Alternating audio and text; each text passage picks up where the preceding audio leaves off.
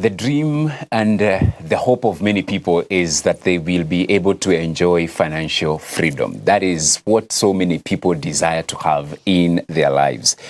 But having the same is not a walk in the park. It calls for a lot of sacrifice. It calls for a lot of, intentional moves in as far as the same is concerned. And that is why we thought, why not have this conversation, this very moment, very early into the new year, so that we can help one or two people in as far as financial freedom is concerned. And that is why in studio this morning we are hosting James Wanyugi. He is a financial advisor and he will be helping us navigate this very important topic of achieving financial freedom. And you can be part of this conversation as always, and you can get in touch with us across our social media platforms and also on WhatsApp 0708 222 323, and all those questions, the queries, the clarification that you would want to hear this morning, we are here just for you. And I know this will be such a big conversation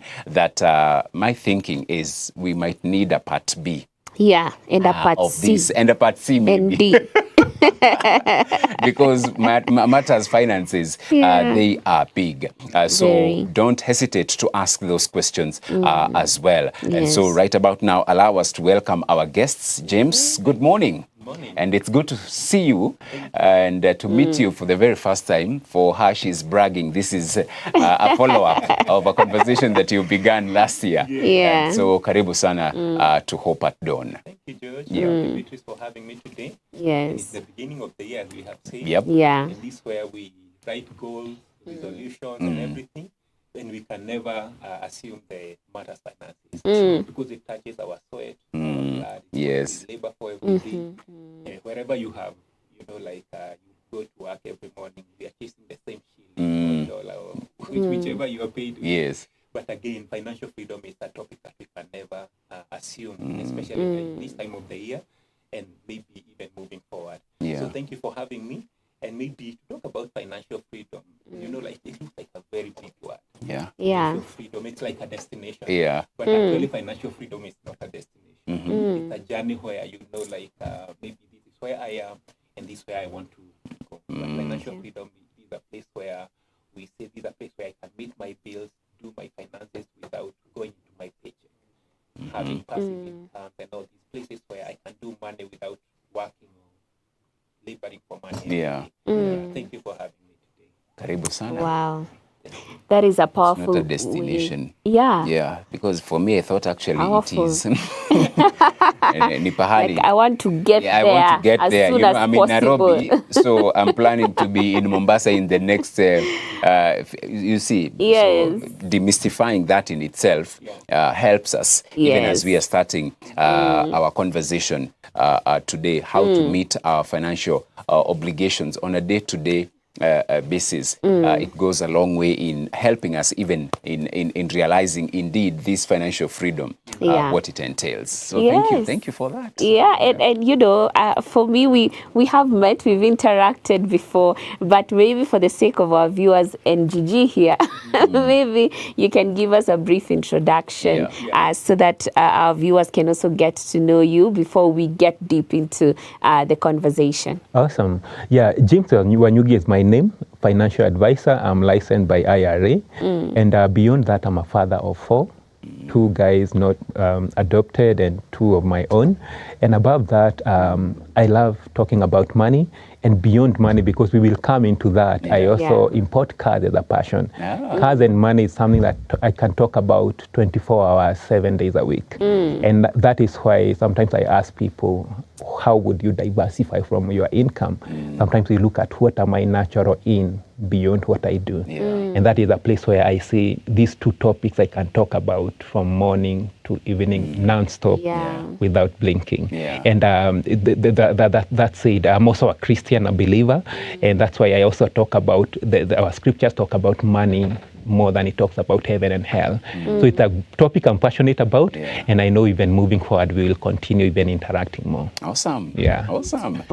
Good to hear that, importing cars and all. Yes. So we'll pick up that conversation later. Let's talk about why financial freedom is not a common achievement for many. Yeah. You know, we have said, as you are doing the introduction, it's not, you know, destination and all. Yeah. But why is it such a tall order for so many of us? Yeah, thank you so much for that question, George. And I like saying financial blueprint is a place where what do I believe about money? And this is formed by our culture, the way we grew up, the way I've been conditioned along the way in life, and also the experiences I've had about money. Why it is really tough for people is because, as I said, being parented, like I grew up with a single mother and I was raised by my grandparents in the village when my mom was away. So my money blueprint was like, money is never enough.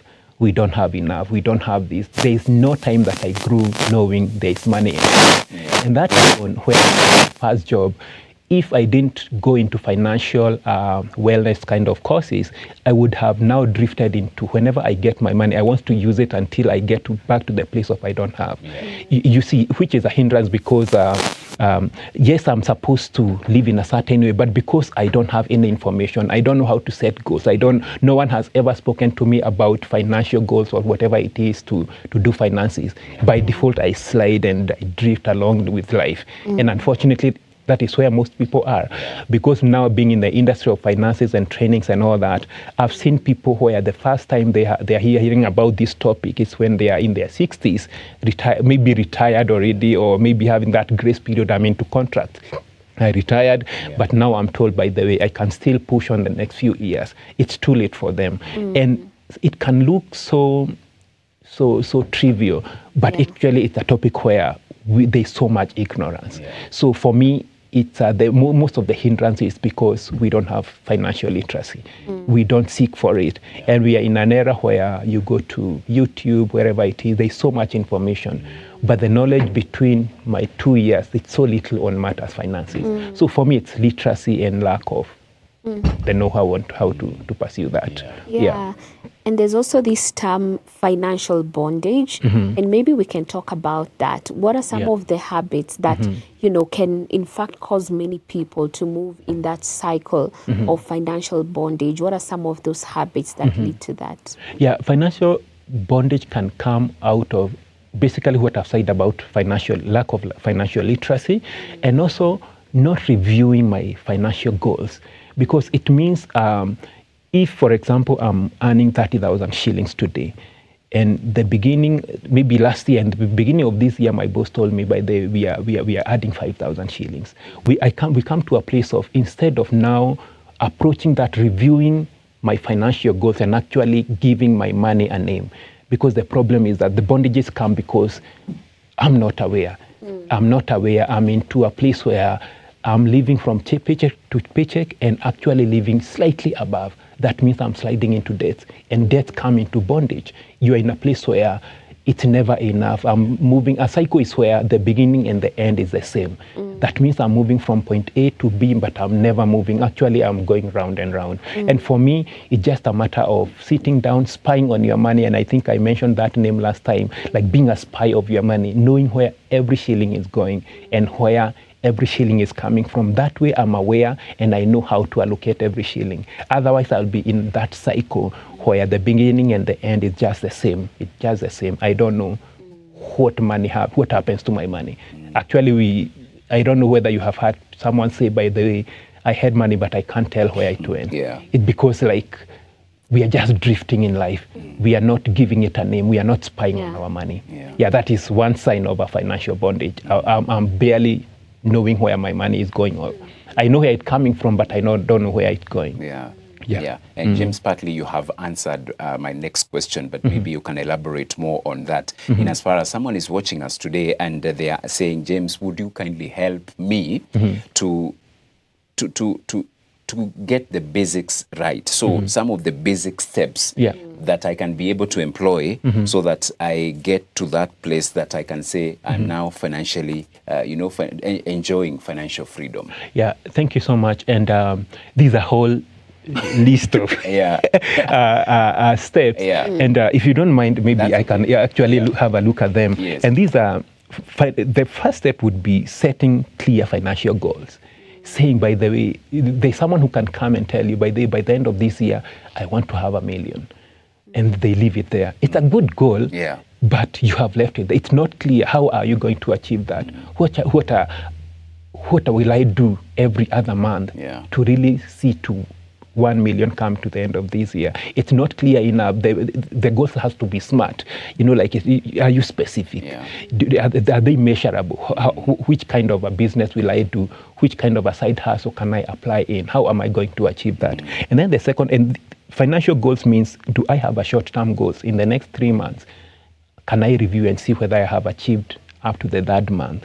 Do I have the 5th month? Do I have the 6th month? Do I have now to the 1 year? And then there's a medium term and then a long term, and I think we will come to that later. And then the step number 2 is creating a budget. And these are very big name. I like calling it, do you have a your financial spending plan? If you are scared about the budget name, do you have a plan on how you spend your money before you get it? Otherwise, you come to a place where if you don't give your money a name, it will just give itself a name. But the moment you say, this is I allocated, and we have a budgeting rule, 50-30-20 rule, where 50% of your income, it goes to the basic need that can never change. Rent, electricity, your bills fall there. If it goes above 50%, you are living above your means. It means you will never achieve this financial freedom. 30%, there are things that can happen or not happen. We're in Africa where we support parents, we support friends who have gone through stuff, maybe weddings and dowries and all that. Do I have allocated? They may happen, they may not happen. And then 20%, do I have short-term money goals? Do I have an emergency fund, which is actually the next step? Because if things happen, and rainy days will always come, and they come with a financial dent, will I go to it? Will I download the next mobile app for loan? Or will I go to an emergency fund? If we don't have that given a name, it means financial freedom will just be a name somewhere. And then the next one, I talked about 50-30-20 rule. The 20 is divided. Do I have money going into my future, money that I cannot be able to withdraw? It means it's going to a place, that journey, financial freedom, that the one day I will cash in that money, and then it will be like a passive income for me. Money is working without you working. And then the next one, I talked about emergency fund. And I love emergency fund. Whenever I am sitting with a group of staff or someone that I'm taking through, the first step I usually encourage them, create an emergency fund, give it a name. And this is not a place where you upgrade your gadget. Maybe you have a sofa set that is working to replace with another one. This is a place where we give emergencies a name. If it's a medical, if it's a car that has broken down and it helps me to come to work every day and I cannot be able to do that, that is where we go to.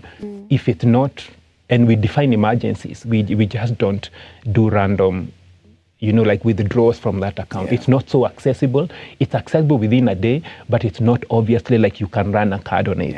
And then the next one is eliminate high interest debts. We talk about debts, and I encourage people to actually record your debts from the smallest to the biggest. And then we start now with it's called debt snowball. I start with the smallest. Along the way, when you feel like by day I've moved that one, you go to the next one. It gives that motivation. If we are still in debt, financial freedom will just be a name out there. We need to know how to get out of debt. And I think scripture has talked about, when I ask you, George, for 2,000 shillings, I become your slave. That is a relationship we don't. Then if I tell you I will pay you at the end of the month, tomorrow, just without you asking me anything, there is a feeling that creates. And that's a relationship that debt creates. Are we out of debt? Are we planning to come out of debt? And step number 5 is increase your income. And I was sharing with someone here about, and I talked about importation of cars. It's a passive income for me. It doesn't engage me. Once I negotiate online, I guide my client on how to pay, to transfer the funds to the company where the car is. I just wait for the car to come. It doesn't engage my daily running of my career and all that. Do we come to a place where I know where can I diversify with the way I'm skilled and the giftings have been given by God? We can convert such things to income. And then number 6, it's invest wisely. Do we seek information? Do we seek advice? Do we seek financial advisors? Because most of us just hear of something going around and all of a sudden you hear people's money have died. Do we do our due diligence? Do we know where we are putting our money? So financial freedom cannot come if we don't know where we are putting our money. If we lose it now, it becomes another blow in life. And then the next one is a plan for retirement. We are now talking about casting your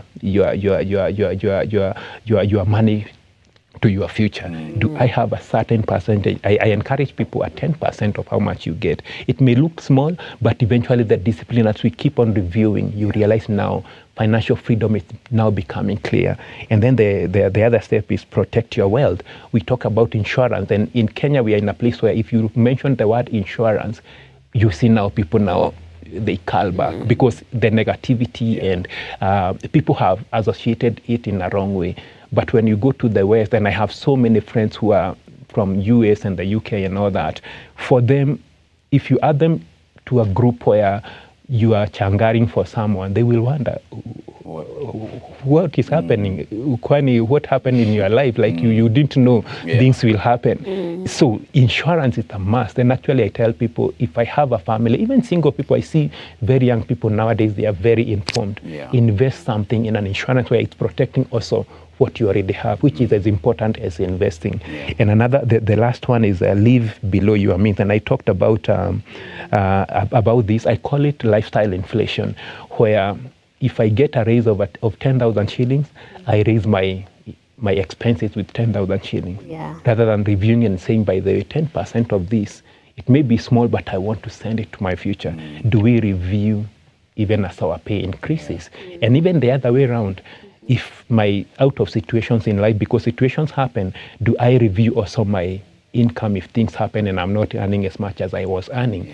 That means we are living according to our means.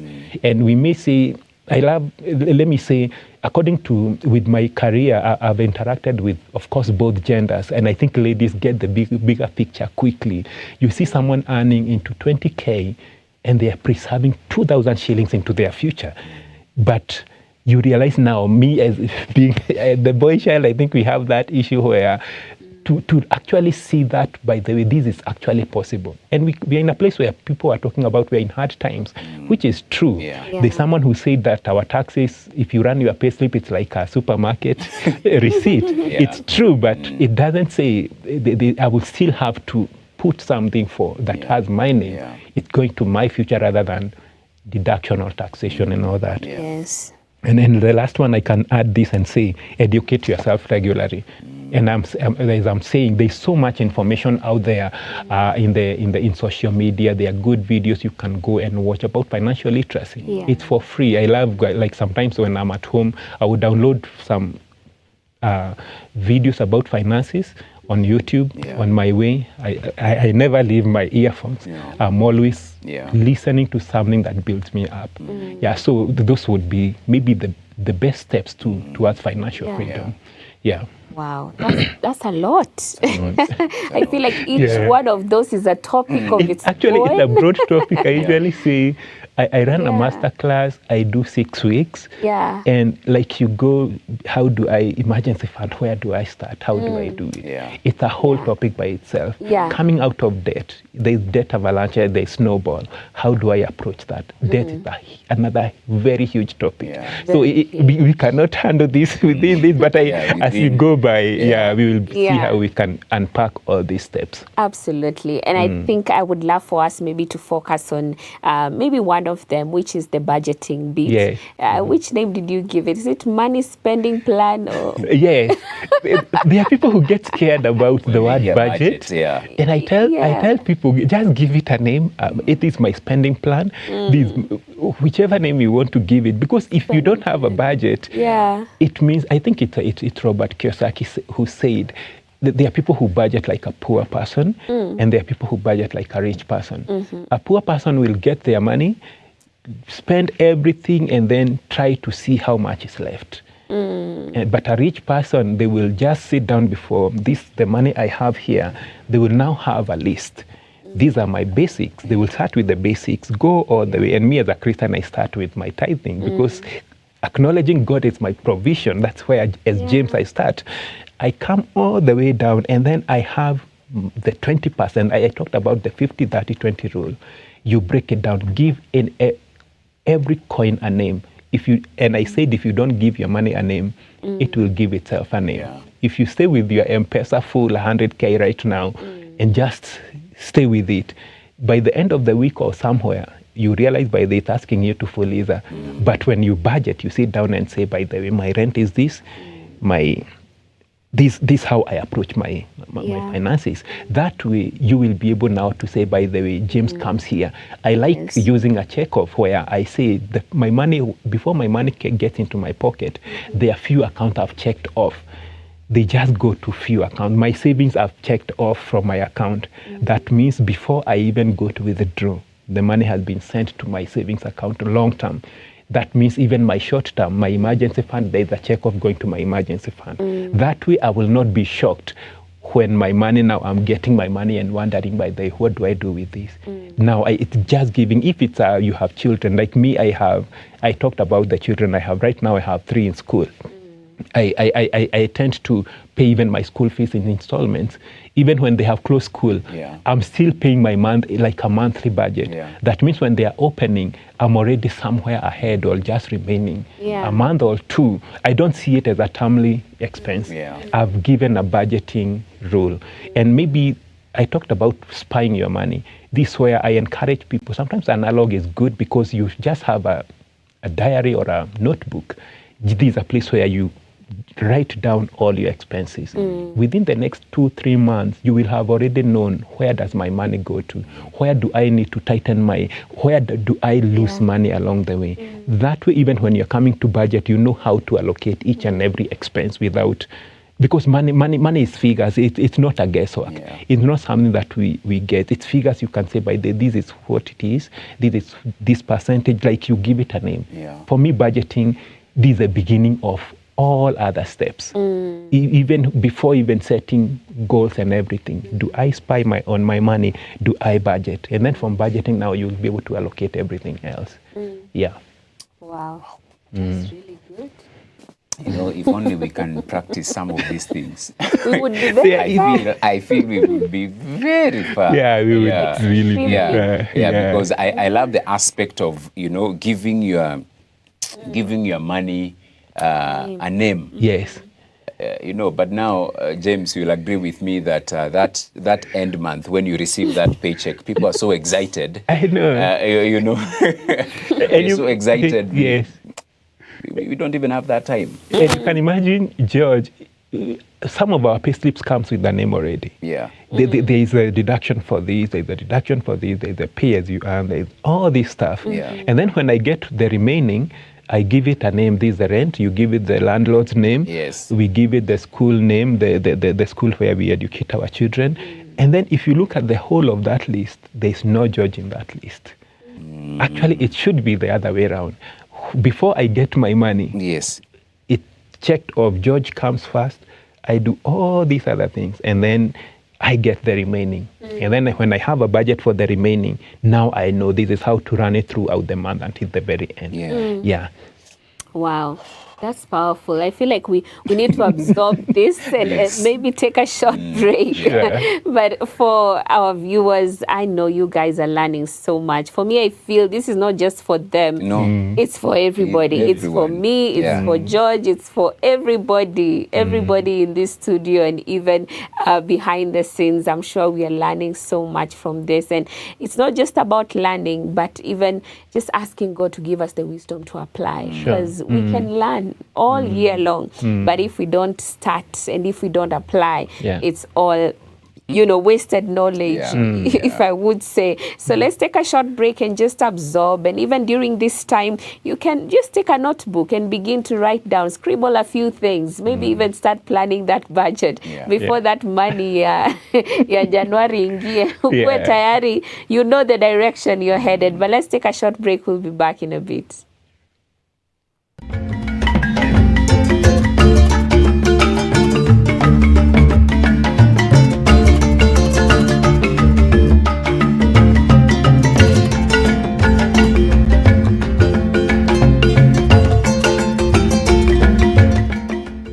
Hope TV is where you look and live, with an excellent selection of the best Christian programming consisting of local and international content of inspirational stories, talk shows, Bible commentary, youth, health shows, children entertainment, contemporary gospel music, extended times of worship, live broadcast, news, movies, drama, Christian ministry programs, and so much more. Hope TV is another quality service from Christ is the Answer Ministries, with over 45% of authentic and credible local content every week. Hope TV is a sister station to Hope FM, Kenya's leading Christian radio station, with footprints across the country. Tune in to Hope TV, where you look and live.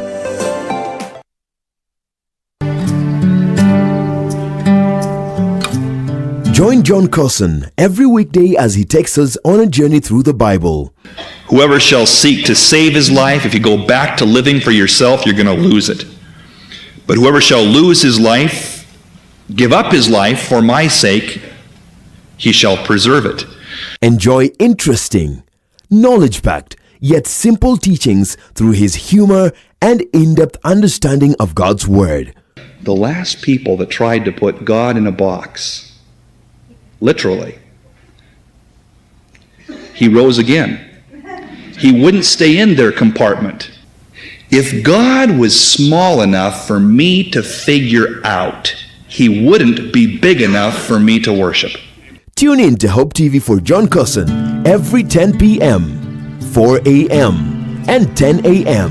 weekdays on Hope TV, where you look and live.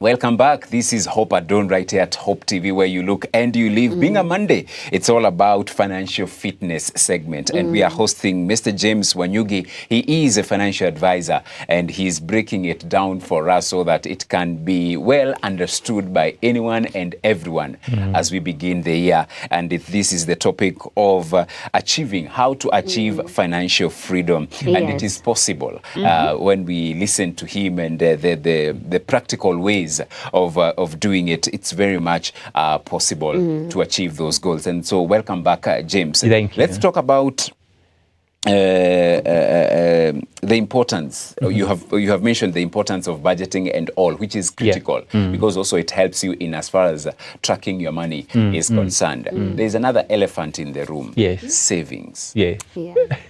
What should I save? Great. Talk to us about saving. Thank you so much, George, for that question. And I will transition it from budgeting, and I talked about the 50-30-20 rule. This is a basic rule. There are people who actually flip that and say, by the way, my income, I'm in a place where maybe I live with my parent, maybe there's a single person who is still at home. There are people who flip that because the expenses and the basic needs are low. Yes. Now they go now into 50% saving, but now the 20% goes into their needs. But now I want to go now to that rule of 50-30-20 rule, where now I've defined what my needs are. I've now known my wants, and I've allocated money for that. Now savings, this is a place where now we give the 20% a name. I like dividing it into two. 20% divide 10% into a current account. And a current account, it could be a saving account, but this is an account that maybe you have an ATM card. This is your daily running kind of an account where you save, but it's short term. And short term, I mean below 1 year. Yeah. This is a place where, yes, it's for saving, but it also helps you to run beyond my main costs. So short term, I mean, I started by talking about financial goals, and then we came to budgeting. And now budgeting, we are dividing the 20%. 20% now, 10%, yeah, you divide it into an emergency account where you can access that money. And then the other 10%, put it into your future. It will give you the discipline, it will give you the consistency, and make sure you check it off. Don't rely on your... There's someone who told me this last weekend, I was in Mombasa training a certain company, and he was telling me, James, I'm very disciplined. I'm very, very disciplined. I know I will push this to my future. And I told him, it's like having a gate that has access, that has a trench below the gate. You can still go the other side even if it's locked. And I was telling them, divide this money, let your savings be split into two. Have two different places. Have one that is accessible within immediately, and you can give it the discipline you're talking about of 1 year. And the next one, just send it to your future. It can only come back to you at a certain point. That is how I would approach savings. Yes, and maybe to go into that, the practicality of that, I like talking about a bank account would be a good place to save for the short term, but I like talking about a money market fund where it's growing some good income, it's above inflation, but it's also giving you the accessibility, I can access it. And then the next one, look for a good company that can give you a long term, and the savings are good when you send them to your future. When the savings is 5 years, talk about 10 years. There are people who actually tell you, by the way, James, I'm in business, I don't have a pension in my business, obvious. How do I approach my pension? This way now you advise them, cast your money, can you have a 15 years plan? If someone is in their 30s, can we now start having a 15 years long-term savings plan? And that way you are sure you have saved both for short-term and also for long-term. And I like it because you're breaking it down in terms of long-term, short-term, and medium-term. How then, what should I include in this saving project plan that I have so that I'm encouraged to save? Should I just save for the purpose of saving? No. And that's a good question. And this is a place where now we engage financial advisors, because we cannot just say we are saving. I need, and we come to a place where there's so much information out there, and it's so tempting to chase percentages. It's so easy to say, by the way, this is offering this and this is offering this. And this is a place where we come and say, by the way, can we do our due diligence? Because I've known people who have lost a lot of money just because they wanted to just save. But actually coming to a place where who has been here over tested time. Because again, every time you get your statement, it's motivating you, by the it has made me something, but again, I don't have the anxiety of losing my money. And also coming to a place of knowing, like, how far do I want to take this money? There's a risk level, but there's also the percentage part where we just look at both and then have a decision to actually say, by this is why I'm going with this and rather than that. Because I've gone to places and people told me, James, I put in 700,000 in this and this place, but I can't be able to access my money. You see, it's so demoralizing. But when you know your money is growing gradually, it may not be as much as what people are talking about, but it's making something good. For me, that is motivating and showing you, by the way, I think my future is looking great and my money is going into something that I feel it's safe. That aspect of not just saving for the sake of it, I think it's really huge and important. And I think even as we continue with this conversation, it's important for us to touch on passive income, because you've mentioned it's tied to something that you're passionate about. So maybe let's talk about passive income. Maybe I'm thinking, what can I do? What are some of the things that I need to consider when deciding that this is how I want to earn money passively? So passive income, this is a place where your money is making money without you working, where you put your money and that money earns interest, and over time it compounds to a place where if you look at it, you can actually give it, say by the every month my money is making for me this money. That is passive income. It's not engaging you like on the go every day for it to grow. And I love talking about few avenues. We talked about stocks, we talked about bonds, government bond, especially infrastructure bonds, where you say if I put this amount of money, every half yearly I'll be getting this amount of money. That way you know your principal money is not touched. You are getting dividends along the way. Yeah. That way, you can comfortably say my money is working for me. Yeah. But there's someone who may say, by the way, James, I don't even have even that lump sum, because that now comes into someone who can say, by the way, I have a lump sum I can put there, and that is able to make me money over time.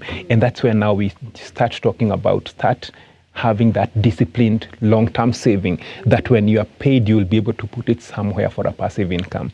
Another way of having a passive income is the way I was talking about, a business that doesn't involve you like full-time. You just invest, you give it a period, and then you get your money, you get the principal, and then you get the interest plus together. It's not like relying on your grinding every day, but at the end of a certain period, you are able now to cash into the money that you are getting. So passive income, and again, we talked about stocks. Stocks, I usually say, they're also long-term because you put in your money is growing over time. And again, these are places where we involve our financial advisors, where you know which company is performing in which way, because it's very speculative, but there are those places where you know the track record is showing it has never gone back it has never drifted to places where I'm making losses. So it's just a matter of looking at the few avenues. And unfortunately, maybe in Kenya, the passive income, they are not as huge as maybe if you look at the offshore markets. But nowadays, we have companies that are offering offshore markets, places where people can put in their money, and that money can make money over time. And again, we come to a place of due diligence again. Do I rely on someone who has all the information? Because again, I tell people, it's so sad to lose money.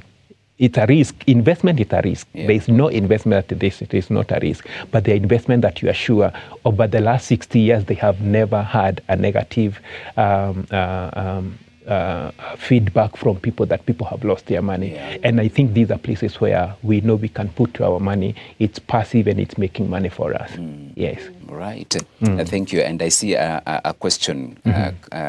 We have received one question here from our viewer. And they're asking, can I use money, markets and treasury bonds as the future fallback plan? Yeah. And that's a good question. I like breaking it down. They have talked about treasury. Is it treasury bills? Yeah, treasury bonds. Treasury bonds. Treasury bonds, it's a good place because it's a secure way of investing your money into, because this government, Central Bank of Kenya, if I would say, these are places where you put your money. You have a goal by the most of the time they come into 6 years, 14 years, 24. It depends what they are offering out there. So you put in your money, but having a fallback plan means which period is it offering?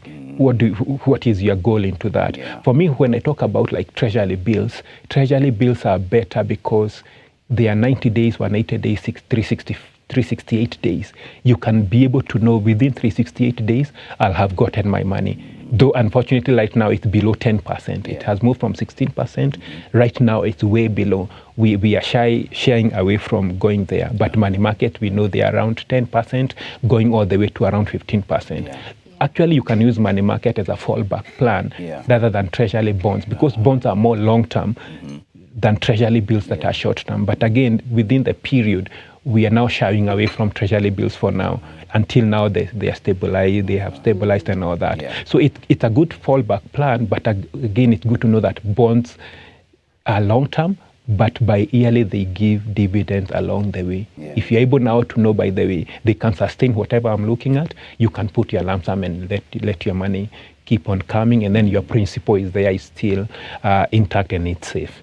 But I love treasury bonds because they are safer than most of the investment tools that we have in the market. Absolutely. Let's talk about debt, because again, it's a major player when it comes to achieving financial freedom. some strategies, because we have Yeah. had stories, two sets of people. There are those who are very critical of debts, Yes. but then again, there are those who attribute debt Yes. to what they have become later in life. Yes. So what are some of the smart strategies that we can use Yeah. debt to grow and ensure Yeah. that we have achieved our financial freedom? Awesome. Yeah, and that's a good question. I like, as much as we talked about debt, it's bad, there's a positive side of debt. And I usually say, let me say the side hustle I have, or I'm starting a side hustle. I would say debt for a startup is a no-no. Debt for a startup is a no-no, because again, you have not tested into, is it worth doing, do I have numbers, do I have a track record? Because most of the places that we have debts, unless someone is like hung up to actually come back for your properties, they will always ask you, do you have a track record? How much have you made over the last 6 months, or what is your statement over the last 1 year? If you use debts that way to grow a business, then debt becomes a good tool to actually for growth. But debt for startup can be really draining. And I talked about, there's a friend of mine now being in the industry of finances. I interacted with him on Kiambu Road, and he told me he has held 120 billion worth of properties out of people who have defaulted loans. And it really blew up my mind, because we realize we just go for loans without realizing which stage of business my business is. Is it in a place where it can be resuscitated and make me more money? Is it in a place where I can maybe sell it off, or just maybe diversify to another business? For me, debt, it's coming to a place where I don't do debts for starting something. I do debt to grow something. And I think that is one punchline I always insist. And I think it last week, but when I was having someone who have a business plan, but they want to start with a loan. And for me, that's like burning your fingers, because it could be a very good business and the track record and all that, but we cannot attach that and say we are deciding to take debt, because at the end of the day, we may come to a place where we are crying and it's not necessary. For I would still come back to a place where can we grow our savings, or even go to a place where, or even a friend who by the you can tell them I want to start this, but I want you to know that I'm taking a risk. And there are those covenantal friends that can tell you, by the way, I believe in you, I know that you can do it. And then from there, if you want to upscale now further, that is now when we come to places where I can get a debt from maybe an institution and then grow my business. So for me, debt come to a place where it's not necessary, unless it's an education, maybe like help and all. These are debts that help you to maybe go to school, add yourself value, but other debts would be really encouraged to shy off from them unless you have something that has been running. And as we were starting off, we did talk about the mindsets that have been curated even from when we were young, the kind of behaviors that we have seen in our parents, and the words even that have been said in terms of money, your pesa iko, pesa hakuna. It's the root of all evil. It's the root of all evil. Like there's just a lot. There's just a lot of words that have been spoken concerning money. But I believe even as we are wrapping up the conversation, maybe you can touch on how can we develop a mindset of financial freedom, because I believe a lot of it has to do with what is up here, so that we can be able to apply it. Yeah, great. And I think it begins by, first of all, identifying I have a problem. And for me, I start by encouraging people, when you're writing your goals, write everything that is in your mind you ever wanted to achieve with money. And then out of all that, the list that you may have, maybe 10, 15 things, now go at the end of the list and try put positive or negative. That way you will know, by the way, do I have a positive or a negative attitude about finances? And then out of that, now come to a place where I'm now aware I have a negative attitude about money. How do I now start to counterattack that by now having those places where now having financial, knowing that your finances, you have a control of your finances. Am I aware where my money is coming in? Am I aware where it's going? Do I have a time frame? That way you will start now seeing money as something that can be achieved. Financial freedom can be achieved rather than being a place where it's the root of all evil. It's really there. It's not enough. Do I have figures, and how do I achieve that? Actually, it's something that we counterattack intentionally. And I talked about money blueprint. It's formed on the way I grew up. We picked it from our parents, from our culture, even from our colleagues. We go to places and you talk to people, and there's one person who is like psyching people. No, these things I know. But when you listen to them, it's coming from maybe a negative place that he had. And also maybe another thing is to engage financial advisors where I now come from a place of relying on my emotions on money, but rather actually seeing it from a different perspective. Do I see money as a tool rather than something that it should be there? I get paid, I blow it, and then I wait for the next step. So for me, it's just a matter of having that financial awareness or financial literacy, and then out of that now trying to go around into how do I turn that into to work for me rather than to see it as a negative thing in my life, because money is good. And money, there's a statement that says that money cannot buy happiness, but actually money can make you live a happy life, because you are able to afford things, you are able to have control. You are mastering money rather than money becoming your master. And I think when we master our money, we are in a better place than when it is the other way around. Yes. Absolutely. Money can give you a happy life. Yes. It's good to know that. It's good to know that. Yes. Not the money can't buy you happiness. But anyway, thank you. A Thank happy you, James. life and a happy wife. Wow. I just had to throw that in there. Go that way. Yes, I know. So thank you so much, James. Yeah. And you have mentioned financial literacy. We can learn these things online, social media. There are so many podcasts, YouTube, literature that we can read, but we need to grasp it and put it in between our ears. Yes, and do it. You remember you said it's good to learn. Yeah. And I think it's the book of James, now I'm James, that say that otherwise we'll become like someone who reads something and then it's like looking for yourself in the mirror. And once you are off that place, you forget. So we actually need to put this into practical and actually say, by the I've learned this, I've learned about budgeting, I've learned about debt, I've learned about these steps. Can I start doing it? Now we are in January. Can I put this into practice? And I can tell you, when we start this, and realize, by the way, the moment I said I don't have enough to save, the moment you now start saving by checking off, you realize actually you are able to live on the rest. So actually it's a beginning kind of a thing. No matter how things are, I will start now putting something into my future. And then the rest just falls into place. Yes. Yeah. Wow.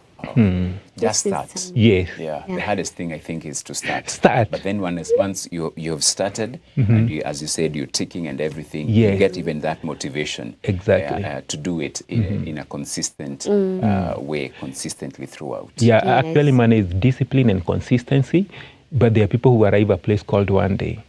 We arrived one day, I will do. It never comes. It's a destination. Actually, one day is a destination. One day I will start. Yes. It's a destination by itself. Thank you, James. You're welcome, Jay. It's been an awesome conversation talking about money matters and achieving financial freedom. And I believe this is a conversation that we need to continue with, and especially the aspect that we discussed about the practical ways. Because for me personally, I want also to do talk now in details. The emergency fund. It has been discussed so many times. So how do we start it? How do we sustain it? How and or rather when should I now start benefiting from this emergency fund? I think those are conversations that we need to have as well. And if you allow us, we will, once we invite you, please be available. I'm more than so glad. that we can learn a thing or two. In fact, that emergency fund is interesting, because I'm also thinking, what is an emergency and what is not? We need to define that. Exactly. So that if my shoe, in my inama, is it an emergency or or At an not. emergency. And then I take from Yeah, my emergency yeah. fund. Exactly. You know. Yeah. Exactly. Yeah, but we are looking Yeah. forward to more sessions with you.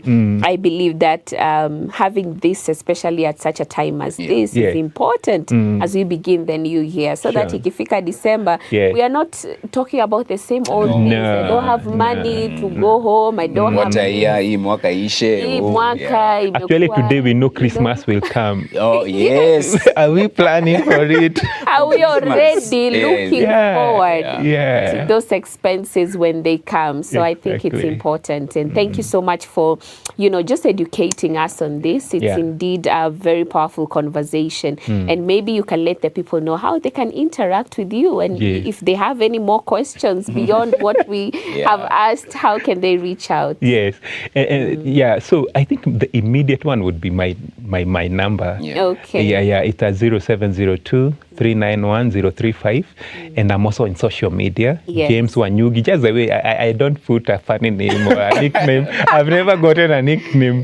So James Wanyugi. And as I've mentioned, my number would be the easiest way to reach out to me. And I'm more than glad to have these very difficult but important conversations. Yes. Amazing. This has been very, very good. And we thank our viewers who have been tuned in and watching. Thank you so much for just listening. And I hope that you are taking the notes. It's not enough to just listen. Wisdom is, in fact, applying the knowledge that you have received. So I believe that it's a challenge to all of us to do the same. But kutoka kwetu, cha tuseme kwa heri. And we'll see you guys tomorrow. My name is Beatrice Nudi. And my name is George Gishuru. Thank you.